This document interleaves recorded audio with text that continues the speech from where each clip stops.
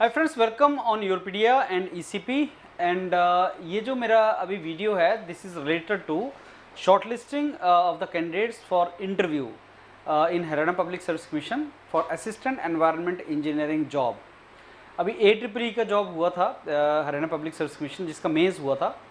And mains काफ़ी easy आया था, डिफ़िकल्ट पेपर नहीं था। मेरे को लगता है 18 में से 15 क्वेश्चन डिफ़िकल्ट थे।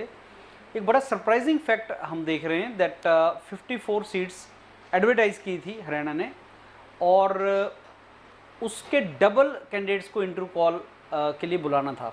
दैट मीन्स 108 स्टूडेंट्स को इंटरव्यू कॉल आना था, जबकि ये इंटरव्यू कॉल के लिए जो शॉर्ट लिस्टिंग हुआ है कैंडिडेट्स का, वो इतने स्टूडेंट्स हैं। अब आप ध्यान से देखना, ये 25 स्टूडेंट्स 25-26 स्टूडेंट्स को इन्होंने बुलाया है। 25 student 25 students. With this details they have called for assistant environment engineer group B, Haryana state pollution control board.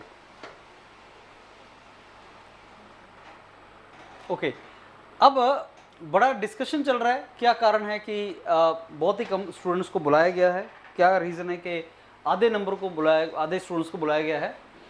And students की अपनी अपनी थ्योरीज हैं, अपने अपने उनके व्यूज़ हैं कि क्यों इतने कम स्टूडेंट्स को बुलाया गया। मेरे को ये लगता है ऐसे केस कब होता है, मेरे को ये हरियाणा का केस तो नहीं पता कि क्यों है, we are trying to find it, पर ये तब होता है जब मेंस में जो आपने मार्क्स एक मिनिमम रखे हैं, जैसे 150 नंबर का पेपर है और 150 मार्क्स का पेपर में आपके एक मिनिमम मार्क्स जो उन्होंने रखे हैं, जैसे लेट से उन्होंने 40 मार्क्स से 50 मार्क्स रखे हैं, 1/3 मार्क्स रखे हैं, और अगर 50 मार्क्स नहीं बन रहे कैंडिडेट्स के तो उनको नहीं बुलाएंगे। लेट से 150 में से 50 मार्क्स ओनली 25 कैंडिडेट्स के हैं, तो उन 25 कैंडिडेट्स को ही इंटरव्यू के लिए बुलाया जाएगा। फिर आप पूछेंगे कि सर आगे तो 54 सीट्स हैं, तो क्या ये सारे बच्चे सिलेक्ट हैं?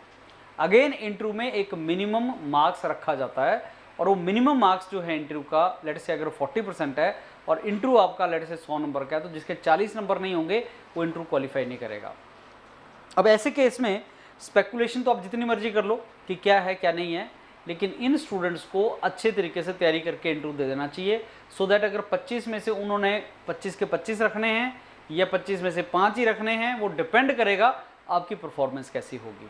तो अगर आप स्पेकुलेशंस को एक तरफ रख दो कि क्या हुआ कैसे हुआ, और अगर हम ये देखें कि भाई सब जब 54 सीट्स हैं और 108 बच्चों को उन्होंने बुलाना था, और टोटल बच्चे जिन्होंने मेंस लिखा है वो 220 है, 4 टाइम्स बुलाना था, तो मान लो 220-30 बच्चों ने मेंस लिखा, तो अगर उतने बच्चों ने मेंस लिखा है, उसमें से 108 बच्चों को उन्होंने इंटरव्यू के लिए बुलाना था, तो 25 को ही क्यों बुलाया गया?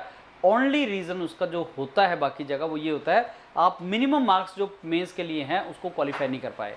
फिर अगर आप पूछते हैं कि मिनिमम मार्क्स उन्होंने डिक्लेयर क्यों नहीं किए, क्यों नहीं बताया मिनिमम मार्क्स हैं, उसका रीज़न वो कई बार आपको इंटरव्यू के मिनिमम मार्क्स या मेंस के मिनिमम मार्क्स को रिवील नहीं करते।